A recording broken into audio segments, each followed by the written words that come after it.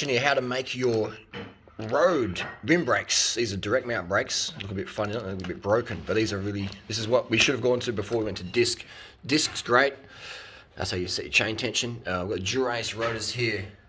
In my experience, they work okay, and these work okay as well. They both work adequately. Shimano rim caliper on a quality rim with quality brake cables. This makes all the difference. I remember buying an S-Works one time, riding it, I was like, man, these brakes feel so good. What's going on here? These Shimano polymer cables and stuff like that, man, they can work really good. Just like amazing.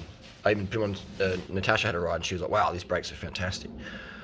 To lube your cables as well, if your cable's getting a bit dry, put a bit of this in there. This is like an Eco sort of white lightning crystal grease. I've had this for about 6 years, this tube. It grows really good. So this is how to make your rim brakes work fantastic. So many people maybe get a new bike, disc brakes, like, oh wow. Yeah, this is an SL7 S-Works, by the way.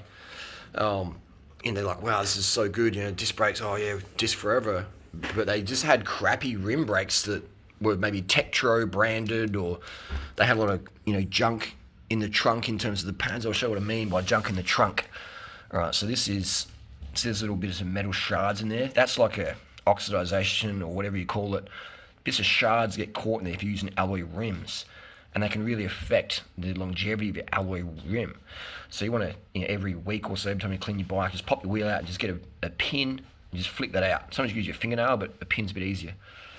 Don't flick on the carpet too much. But that makes a huge difference. So I had a friend, Clive Page, and he had these serums for like 10 years. And I'm like, Clive, you ride a lot. These serums are still brand new. The braking surfaces are still so good. What are you doing, Clive? And he's like, man, and he showed me this tip. And ever since I've been doing that, I haven't worn out a rim. And it's been a long, long time. Probably a decade. And so, the Shimano rim brakes work fantastic. Carbon rims, a good quality carbon rim, a good quality carbon pad. For sure, that makes all the difference. But this is a huge one, all right? Grease lube your cables, man. And get a pair of clippers. I can't find mine, but cable clippers, these won't suffice. I mean, they're better than nothing.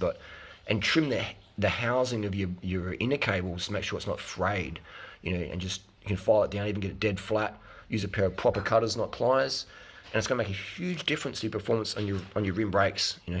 These are things that you don't really know. It's not going to advertise how much money in this. This is sort of do it DIY sort of style. This is what your bike shop will do. And that's fantastic. Good to support your local bike shop. Also good to learn how to do this yourself.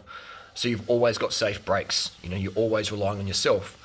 Because people are busy as well. So that, rim brakes, I'm a huge fan. I'm also a huge fan of disc brakes, but these are expensive.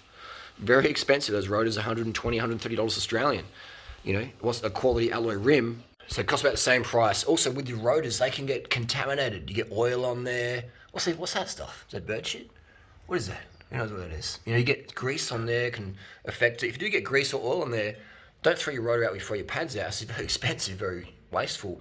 I just keep riding it, and it eventually just buffs off over time. But yeah, if you're riding in the rain, you can get oil and splatter on here, and it really affects the braking quality.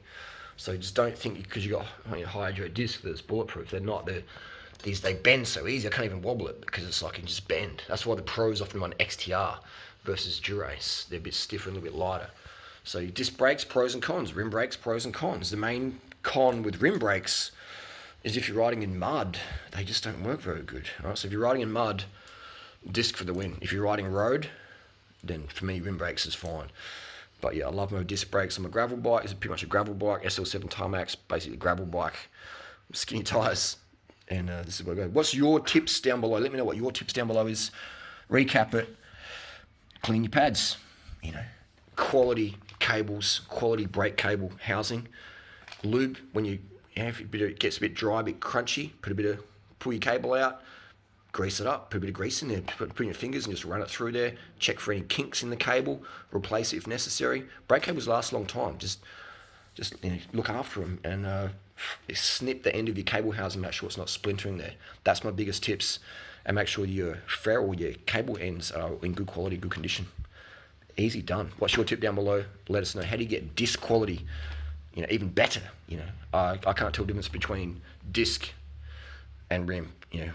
A good rim is just incredible. It's incredible. You just got to maintain. Disc, you got to maintain. Bicycle maintenance, people. Learn how to do it. Save time, money, and performance.